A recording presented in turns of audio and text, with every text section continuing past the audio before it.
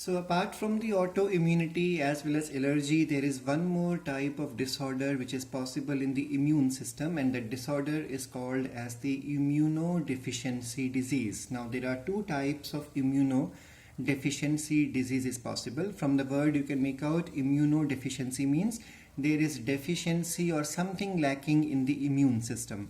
So the immunodeficiency diseases are called as primary immunodeficiency diseases if they are present from the time of the birth. And such a type of immunodeficiency disease generally happens because there is either complete absence of the B cells or T cells, or both B cells as well as T cells are missing from the immune system, so the immune system is unable to perform the activities of providing protection or defense. For example, the SCID stands for Severe Combined Immunodeficiency Disease. Now in this disease there is problem because of the absence of both B cells as well as T cells. So that means there is no immunity provided by the immune system, because these cells are the major component of the immune system. And we'll be learning about this topic in further detail in biotechnology, because there is a concept of gene therapy which will come along with the concept of SCID there. Now the second type of immunodeficiency disease possible is the secondary immunodeficiency diseases. Now these diseases are not present from the time of birth but later after the birth. So this happens mainly because of problem with the nutrition or the daily diet, or maybe because of some infection which a person makes contact with once the birth has taken place, or otherwise because of some metabolic disorder in the body, or it could be even because of administration of some drugs, because there are some drugs which are toxic to the cells which are called as cytotoxic drugs. So remember that the chances to find people suffering with the immunodeficiency diseases is less. But when we talk about the comparison between the primary immunodeficiency and secondary immunodeficiency, then definitely the chances to locate people with primary immunodeficiency diseases is very less compared to the secondary immunodeficiency diseases, because there are many factors which are responsible for development of secondary immunodeficiency diseases. Now the best example to talk about the secondary immunodeficiency diseases is AIDS. AIDS stands for Acquired Immunodeficiency Syndrome.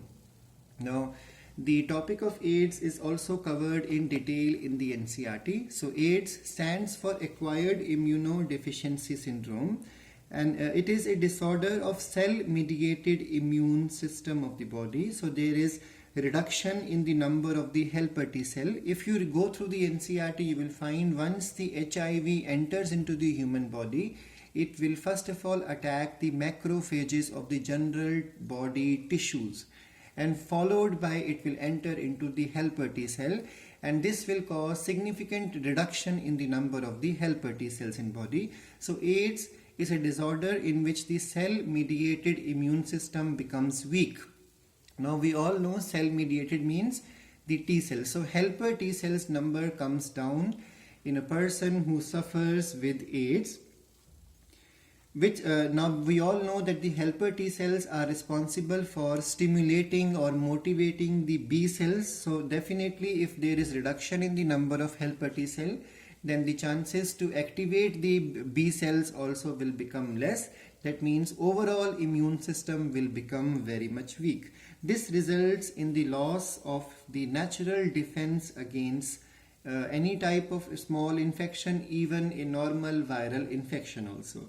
Now regarding the discovery of the AIDS was first noticed in USA among the homosexuals in 1981. In the last class also I told you LGBTQI, that is lesbians, gays, bisexual, transgenders, queers as well as the intersexual people. So it was discovered for the first time among those who were oriented towards the same sex for their sexual activities. Robert Gallo and his colleagues, they in USA discovered the first human retrovirus. Now we all know what is retrovirus. Retrovirus means a virus which is able to perform reverse transcription with the help of reverse transcriptase enzyme. And the virus which they discovered is called as HTLV first, that stands for the human T-cell lymphotrophic virus type 1. In the late 1970s, a type of virus that caused leukemia. So this virus was responsible for leukemia, leukemia not for the AIDS. Leukemia is a type of blood cancer. AIDS was discovered by Professor Luc Montagnier in 1983, and along with his colleagues, while he was making studies over it in Paris. So it happened in France.